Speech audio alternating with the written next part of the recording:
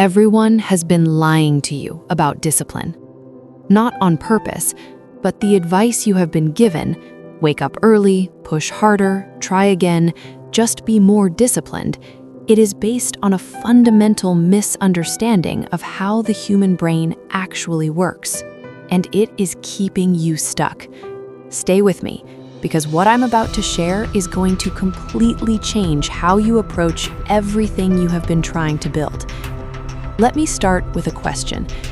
When was the last time you told yourself, I just need more discipline? Maybe it was this morning. Maybe it was yesterday when you skipped the gym, when you spent money you planned to save, when you opened your phone instead of doing the thing you said you would do. And every time, the conclusion was the same. I am not disciplined enough. I need more willpower. I just need to try harder. Here's what the science actually says. Motivation is like a spark. Great for starting a fire, terrible for keeping it going. Psychologist B.J. Fogg and decades of research show that motivation naturally fluctuates depending on your mood, your stress levels, your energy, and what is happening around you. When motivation dips, as it always does, the habit stops. That is not weakness. That is biology. And the most disciplined-looking people in the world, they did not beat their biology. They designed around it. In 1960, a plastic surgeon named Maxwell Maltz noticed something interesting about his patients.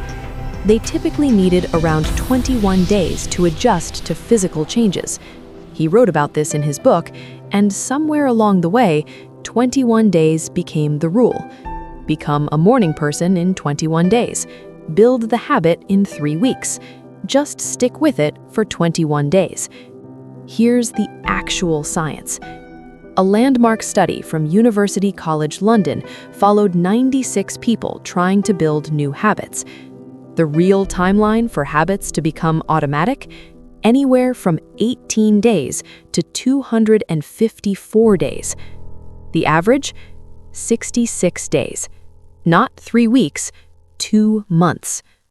And a 2025 systematic review analyzing data from over 2,600 participants confirmed it. Habit formation takes anywhere from 2 months to nearly a year. So if you tried to build something and it fell apart before 3 weeks, you did not fail. The timeline was just a lie. Now here's the part most people never hear, and I want you to pay close attention here, because this is where everything changes. Research from the University of South Carolina found that 66% of everything you do every day is already a habit. Not a choice, not a decision, a habit, running automatically, in the background, without your conscious input. Your brain is not trying to make you fail, it's trying to save energy. And it does this by turning repeated behaviors into automatic programs. So the question is not, how do I get more disciplined? The real question is, how do I design a life where the right behaviors happen automatically? In the comments right now, tell me one habit you have been trying to build through willpower alone. One word or one sentence. Drop it below. So if discipline isn't the answer, what is? 3 things, and they work with your brain, not against it. The first is environment design. Your surroundings are constantly sending your brain signals about what to do next. Every object in your space, every app on your phone, every person you spend time with, they are all cues, and your brain is responding to them without you even noticing. Research published in 2025 confirms what the best habit designers already knew. The physical context you are in activates habitual responses automatically. So instead of relying on willpower, change what your environment is telling you to do. Put the book on your pillow, delete the app from your home screen, lay your gym clothes out the night before. Not because it's magic, because your brain will follow the cue. Every time. The second is habit stacking. Research from the British Psychological Society found that people who attached new habits to existing routines reported 64% higher success rates than those who tried to build standalone habits from scratch. The principle is simple. Find a habit you already do automatically and attach the new one directly to it.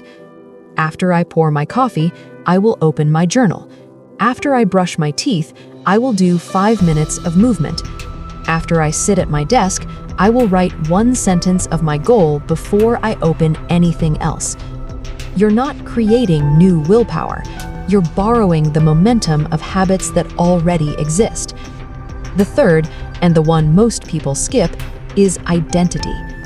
A 2024 study published in the Journal of Personality and Social Psychology found something remarkable. People who framed their habits in terms of identity, not outcome, were significantly more likely to maintain them long-term. Not, I want to exercise every day, but I'm someone who moves their body.